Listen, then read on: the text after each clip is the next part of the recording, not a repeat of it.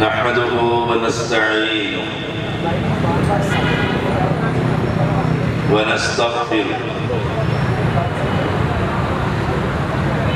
ونعوذ بالله من شرور أنفسنا ومن سيئات أعمالنا من يهده الله فلا مضل له ومن يضلله فلا هادي له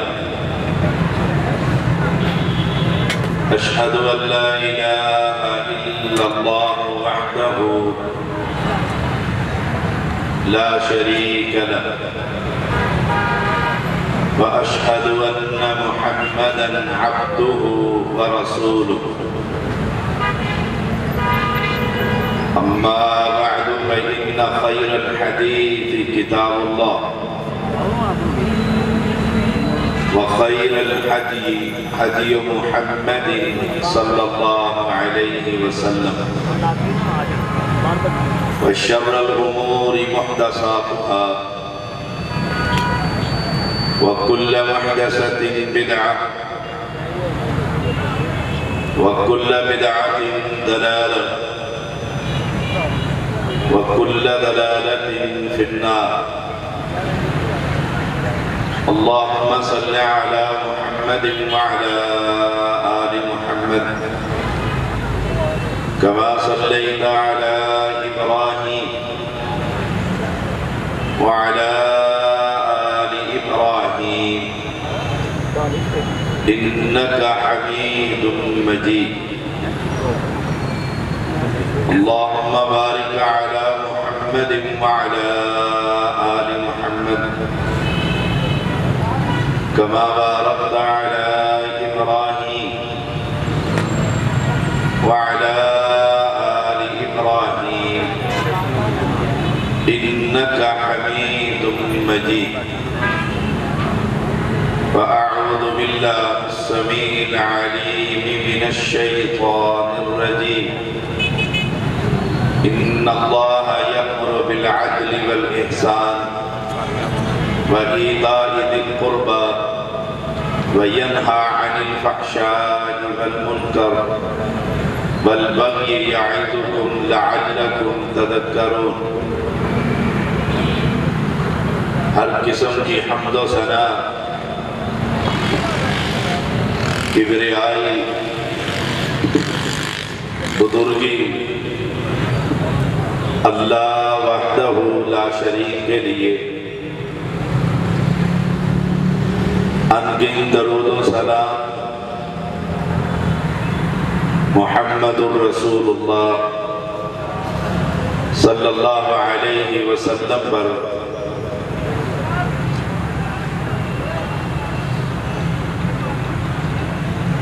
اہل اسلام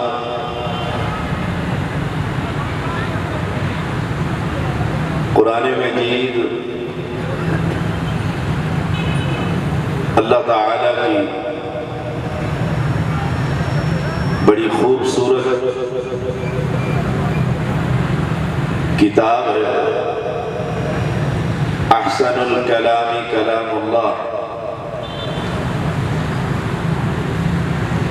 جس میں اللہ تعالیٰ نے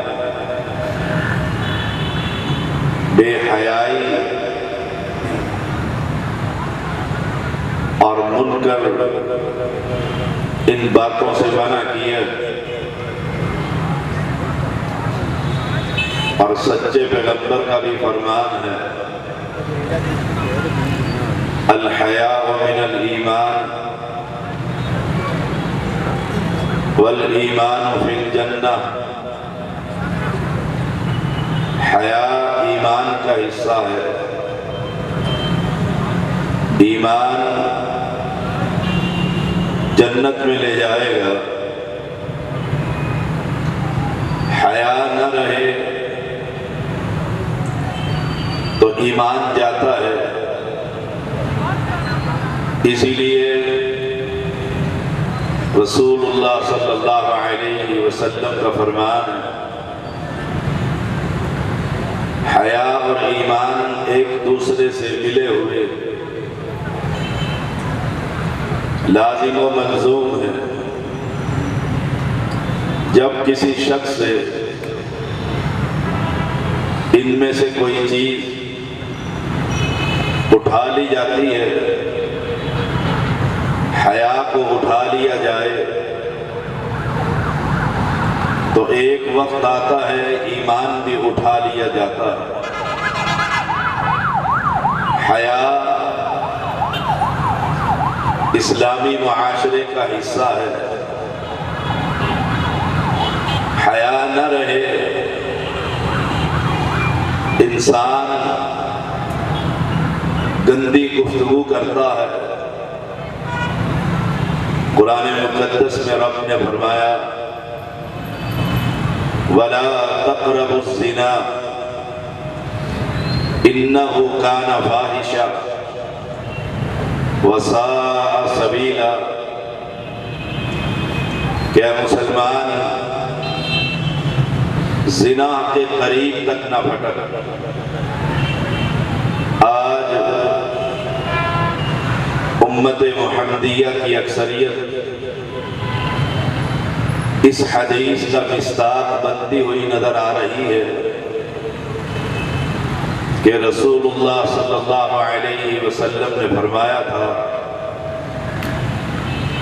ہاتھ زنا کرتا ہے، زبان زنا کرتی ہے، آنکھ زنا کرتی ہے، قدم زنا کرتے ہیں، کان زنا کرتے ہیں۔ اور میں بہت سے لوگوں کو جانتا ہوں، بہت سی بیٹیوں کو جانتا ہوں، بہت سی بہنوں کو جانتا ہوں۔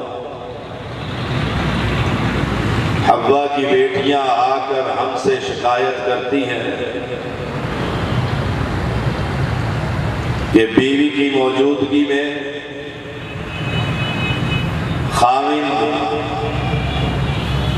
غیر عورتوں سے گندی گفتگو کرتا ہے۔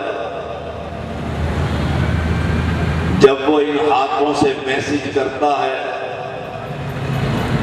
بے حیائی سے بھرے ہوئے، زبان سے فحش گفتگو سنتا اور سناتا ہے، اس کے کان زنا کرتے ہیں۔ زبان سے گفتگو کرتا ہے تو زبان زنا کرتی ہے۔ رب نے تو فرمایا تھا وَلَا تَقْرَبُوا الزِّنَا إِنَّهُ كَانَ فَاحِشًا، اس زنا کے قریب تک نہ بھٹکنا۔ پیغمبر نے تو کہا تھا الحیاء خیر کلہ، حیا ساری کی ساری بھلائی ہی بھلائی ہے۔ اے نوجوان، رات کی تاریکی میں یا دن کے اجالے میں، اے منبر پر بیٹھنے والے اور مقتدیوں کو سنانے والے، دو فرشتے میرے کاندھوں پر سوار ہے، کرامن کاتبین یعلمون ما تفعلون۔ وہ ایک کتاب کو تیار کر رہے ہیں اور وہی لکھتے ہیں جو ہم لکھوا رہے ہیں۔ میری رات کی تاریکی کے اندر اس زنا کی گفتگو کو، میرے دن کے اجالے میں اس ہاتھ کے زنا کے کالموں کو، کل قیامت کا دن ہوگا، کل قیامت کے دن اقرا کتاب کہا جائے گا، اس کتاب کو پڑھ، کفا بنفسک اليوم علیک حسیبا، پھر خود ہی فیصلہ کر لے، فَتَرَى الْمُجْرِمِينَ مُشْفِقِينَ مِمَّا فِيهِ وَيَقُولُونَ يَا وَيْلَتَنَا مَا لِهَذَا الْكِتَابِ لَا يُغَادِرُ صَغِيرَةً وَلَا كَبِيرَةً إِلَّا أَحْصَاهَا۔ ایک ایک گناہ اس کے اندر لکھا ہوا ہوگا۔ اہل اسلام حیا کا پیکر بنیے، ان گناہوں سے بچنے کی کوشش کیجیے، اللہ سے توفیق طلب کیجیے۔ بے حیا انسان کچھ بھی کرتا ہے، اسی لیے رسول اللہ صلی اللہ علیہ وسلم کا فرمان ہے اذا لم تستحی فاصنع ما شئت او کما قال علیہ السلام۔ جب حیا نہ رہے پھر تو جو چاہے کر، منبر پر بیٹھ کر قوم کو جھکتے سنا۔ جب حیا نہ رہے انڈین گانوں کو منبر رسول پر بیٹھ کر سنا۔ جب حیا نہ رہے میرا جسم میری مرضی کے نعرے لگا۔ جب حیا نہ رہے آپ معاشرے میں دیکھتے نہیں ہیں، کل ہی ہمارے اسلام آباد میں ایک بچی کو زنا کر کے قتل کر دیا گیا۔ جب حیا نہ رہے پھر تو جو چاہے کر، علم حدیث کا مذاق اڑا، منبر رسول پر بیٹھ کر شریعت کا مذاق اڑا۔ سچے پیغمبر کا سچا فرمان ہے حیا الحیاء من الایمان۔ جب حیا نہ رہے پھر رب کو چھوڑ کر غیروں سے سوال کر۔ جب حیا نہ رہے اپنے ہی جیسے ہی انسانوں سے جو فوت شدہ ہے ان کے سامنے اپنے زمینوں کو جھکا۔ اے مسلمان، تو کس کی امت کا فرد ہے؟ تیرے پیغمبر کی سیرت کیا ہے؟ اس کے ہاتھ کسی کافر کی بیٹی بھی آئی، اپنی چادر اٹھا کر اس کے سر پر سجائی، صحابہ کی معیت میں اس کے گھر پہنچایا۔ اے مسلمان، امام شافعی کا قول پلے باندھ لیجئے گا، اپنے سامنے اپنے بیڈ روم میں لکھ لیجئے گا کہ آج جو بے حیائی کی چادر تان کر میں کسی کی ماں کے ساتھ، کسی کی بہن کے ساتھ، کسی کی بیٹی کے ساتھ جو قدم اٹھا رہا ہو، جو اسے سنا رہا ہو اور جو اس سے سن رہا ہو، یہ تمہاری بیٹی پیغمبر علیہ السلام کی امت کا یہ امام، اہل السنہ کا یہ امام، امام شافعی رحمہ اللہ فرماتے ہیں اس قرض کو تمہاری بیٹی ادا کرے گی۔ آدمی اس وقت خون کے آنسو روتا ہے جب گھر کے اندر آگ لگی ہوتی ہے، عزت کا جنازہ اٹھتا ہے، اس جنازے کو روکنے کے لیے آج شرم و حیا کی چادر کو پہن اور اپنے ان ہاتھوں سے، اپنی اس زبان سے، اپنے اس کانوں سے وہ بے حیائی والی گفتگو، وہ زنا کی گفتگو مت کر۔ اور میں اللہ کی توفیق سے، اللہ کی رحمت سے اس گناہ سے لوگوں کو بچنے کا پیغام اکثر دیتا رہتا ہوں۔ یہ ایسا گناہ ہے جو نیکیوں کو تباہ و برباد کر دیتا ہے۔ یہ ایسا گناہ ہے جو قتل و غارت پر مجبور کر دیتا ہے۔ جو ایسا گناہ ہے جو خاندان نسلیں بگاڑ دیتا ہے۔ یہ ایسا گناہ ہے جس کی لذت آج نوجوانوں کو پڑ چکی ہے، جس کی لذت آج جوان بیٹیوں کو پڑ چکی ہے۔ یہ موبائل کا فتنہ جس نے گھر گھر میں آگ لگا رکھی ہے، یہ موبائل کا فتنہ جس نے جوان بیٹیوں کی عزتوں کو داغدار کرنا شروع کر دیا۔ او اہل ایمان، او اہل اسلام، اپنی راتیں بھی اور اپنے دن کو بھی دیکھ لیجئے، شرم و حیا کا پیکر بنیے اور اس زنا سے بچیے۔ اللہ نے قرآن مقدس کے اندر اس کا اعلان کیا ہے، وَلَا تَقْرَبُوا الزِّنَا إِنَّهُ كَانَ فَاحِشًا وَسَاءَ سَبِيلًا۔ اس کے قریب تک نہ پھٹک۔